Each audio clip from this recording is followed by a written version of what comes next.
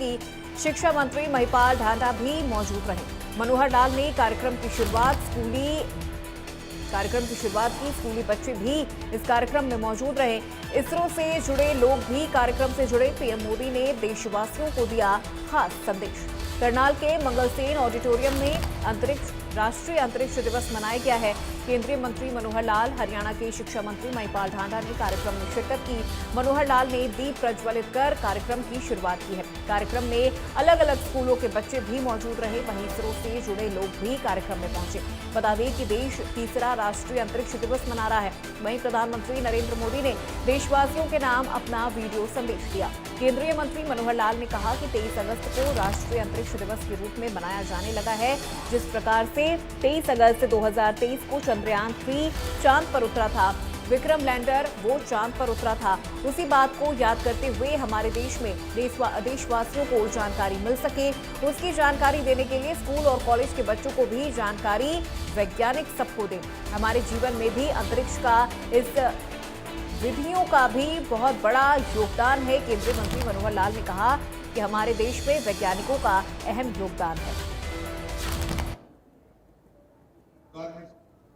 जैसा हमको जानकारी हुई है कि 23 अगस्त ये राष्ट्रीय अंतरिक्ष दिवस इस नाते से देश में मनाया जाने लगा है।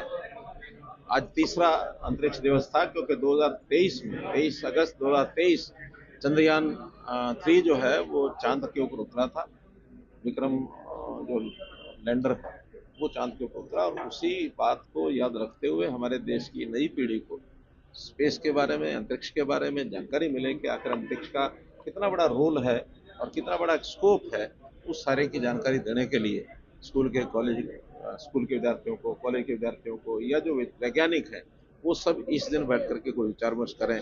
सबकी जानकारी बढ़ती है और आज के हमारे सामान्य जीवन में, चाहे हमारे एग्रीकल्चर हो, चाहे हमारा हेल्थ हो, चाहे हमारे इंफ्रास्ट्रक्चर हो या अन्य जो चीज़ें हैं, खास करके माइनिंग है, जैसे आज बताया गया कि जो सरस्वती का मार्ग है वो अंतरिक्ष के इन फोटोग्राफी के माध्यम से ही हमको ये पता लगा कि जो कभी एक बड़ी नदी, ऐतिहासिक नदी सरस्वती नदी हरियाणा के अंदर से बह के निकलती थी और वो सब एक सैटेलाइट के माध्यम से सारे पिक्चर ध्यान में आए।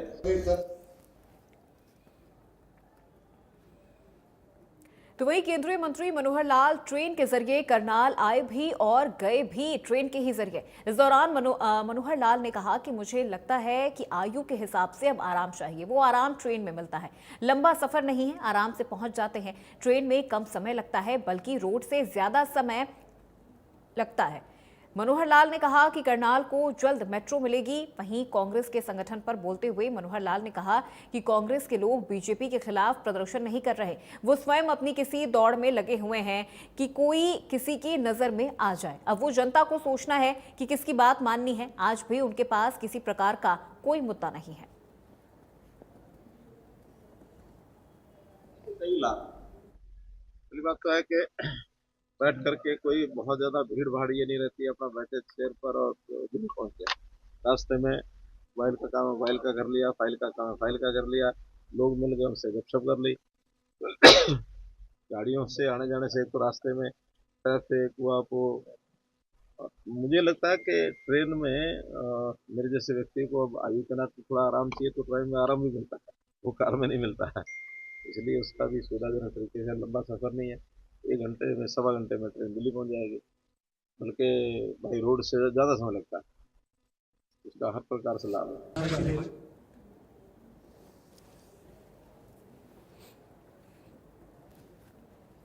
और अगली बड़ी जानकारी करनाल से आपको दे रहे हैं, जहां मनीषा केस पर बोले मनोहर लाल। कहा कि केंद्रीय मंत्री मनोहर लाल का बयान आया सामने।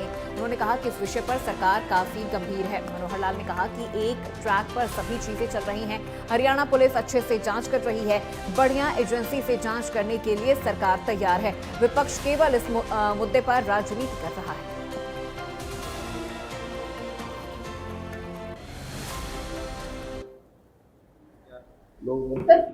जहाँ तक जिस विषय की बात आप कर रहे हैं उस विषय पर हरियाणा सरकार बहुत गंभीर है।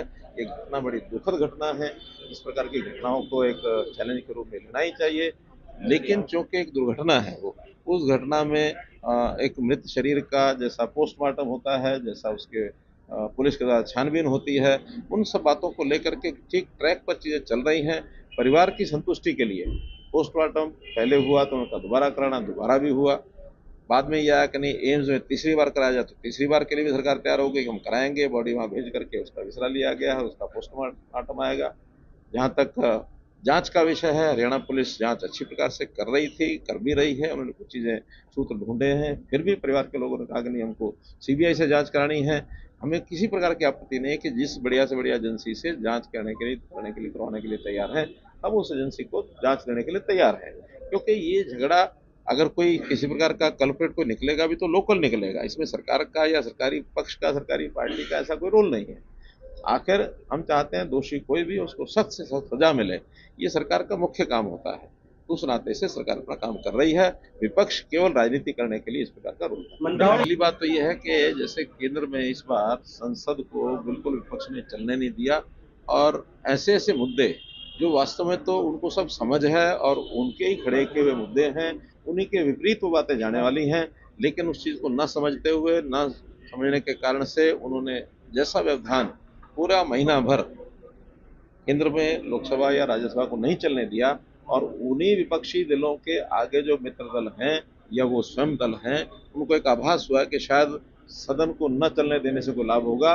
मैं दावे से कहता हूं कि सदन में इस प्रकार के व्यवहार से, चाहे उन्होंने लोकसभा राज्यसभा में किया, चाहे विधानसभा में ये करेंगे, निश्चित रूप से जनता उनको सबक सिखाएगी आगे आने वाले समय में। पहले भी हमेशा कहा है, लोकतंत्र में ये सब पार्टियां अपने अपने तरीके से प्रचार करती हैं, प्रचार करना चाहिए, उसमें हमें कोई आपत्ति नहीं है। वो एक यात्रा नहीं 10 करें, जितने लोग हैं सब करें, और यात्राएं वो भी करते हैं, हम भी करते हैं। विषय तो है जनता को जागरूक करना, जनता के सामने पक्ष रखना। अपना अपना पक्ष सब रखते हैं, जनता जो ठीक समझती है उसको करती है। जहाँ तक मेरा अनुमान है कि बिहार की जनता इन सब विषयों को जान चुकी है कि जो घुसपैठियों के वोट हैं, जिनके कारण से जो आज का विपक्ष है, खास करके जो केंद्र में, इन्हीं सब लोगों को लाभ होता था और उस लाभ के कारण से अब वो चूंकि स्क्रूटनी हो रही है वोटर लिस्ट की, उसकी छानबीन करके जो नकली वोट उनको बाहर निकाले जाएंगे, इसकी सबसे बड़ी तकलीफ इन दलों को है, क्योंकि इसका उपयोग करते थे। कहावत है कि उल्टा चोर को तो अलग को डांटते।